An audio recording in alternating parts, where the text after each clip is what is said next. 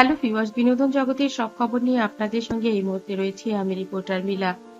চিত্রনায়িকা অপু বিশ্বাস এবং সুপারস্টার শাকিব খান বরাবরই আলোচনায় থাকেন। এটা তো আসলে আমিও দেখতে পাইনি। এটা আমি দেখতে পাইনি কারণ আমি চাই তানভীর ভাই যে বাবা হিসেবে সে তার বাচ্চাদের সাথে সেই সম্পর্কটা সবসময় থাকুক। বুবলি বললেন যে বাবা হিসেবে সম্পর্কটা থাকুক, এটা তিনি চান, কিন্তু তার বিনিময়ে তিনি কি করেন? কখন কি হবে যদি হয়তো বা বাবা হিসেবে তার কোনো পরিকল্পনা থাকতে পারে, কিন্তু এই সময়টা কি যাতে দেয়া না তিনি মূলত দোষ দিচ্ছেন ঢালিউড কুইন অপু বিশ্বাসকেই, কারণ তার তো তীর একদিকেই যাবে, এটাই তো স্বাভাবিক। হয়, সেজন্যই কি অনেক কিছু আসে সামনে বা অনেক কিছু, কারণ বাবার সাথে বা শেহজাদের এই সম্পর্কটা, বাবা ছেলের সম্পর্ক তো এটা সারা জীবনের।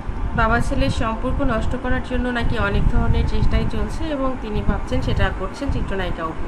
এবং এটার অনেক ধরনের আমি বলবো যে আসলে দূরে রাখার জন্য অনেক কিছুই করা হচ্ছে যেন বাবার থেকে সন্তান দূরে থাকে। আর না, শুনছিলেন আপনারা বুবলির কথাগুলো। আমরা ঢালিউডকে অপু বিশ্বাসকে জিজ্ঞেস করলে তিনি বললেন, আমি আসলে বুবলিকে ঘৃণা করি, তাকে নিয়ে আমি কোনো কথাই বলতে চাই না।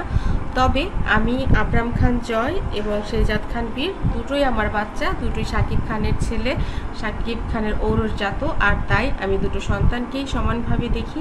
আর আমি শুধুমাত্র এই দুই সন্তানকেই নয়, আমার সাথে যারা থাকেন তারা সকলেই জানেন যে পৃথিবীর সকল বাচ্চাই আমার কাছে আমার নিজের বাচ্চার মতো। কোনো বাচ্চার কষ্ট, কোনো বাচ্চার অবহেলা কিংবা কাউকে একটু বেশি দেখা কম দেখা, এটা আমার ভেতরে আসলে একদমই নেই। এটা আমার ভেতরে কোনো সফটওয়্যারই ওরকম নেই যে কোনো বাচ্চাকে আসলে নিজের করে মনে করা কিংবা অন্যের বাচ্চা এটা ভেবে নেওয়ার মতো কোনো বিষয়।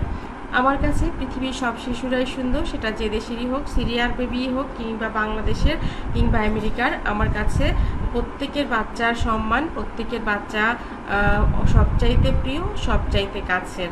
এই বোধটুকু নিয়েই আমি মূলত পথ চলছি। আমার কাছ থেকে কোনো দিনই বীরের জন্য কোনো ক্ষতি হবে না, এবং আমি সাকিবকেও বলে দিয়েছি যে তুমি সবসময় মনে রাখবে যে জয়কে আমি যতটুকু ভালোবাসি, বীরকেও ততটাই ভালোবাসি, কোনো দিনই এর ব্যত্যয় ঘটবে না।